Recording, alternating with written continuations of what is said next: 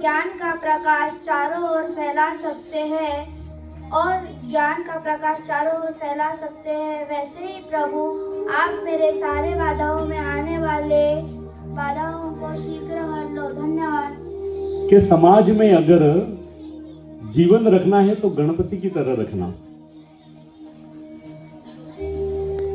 अर्थात ऐसा है कि हम जो काम करें समाज में वो उसकी मान्यता इतनी हो જેનું सम्मान હોય ને।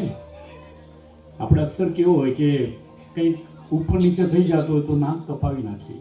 આમ લોકો જેવું નથી કે કંઈક વાત સાંભળી તો તરત અહીંયા સાંભળીને અહીંયા નીકળે, એવું ન હોય, બધું પેટમાં જ હોય। એમના जो कर्ण होता है बहुत मोटा होता है।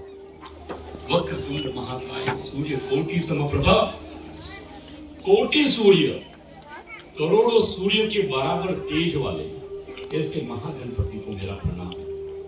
ऐसे गणपति जो सर्व कार्य जितने भी कार्य हो आ गणपति ना विग्रहનો આ મોટો સંદેશ છે।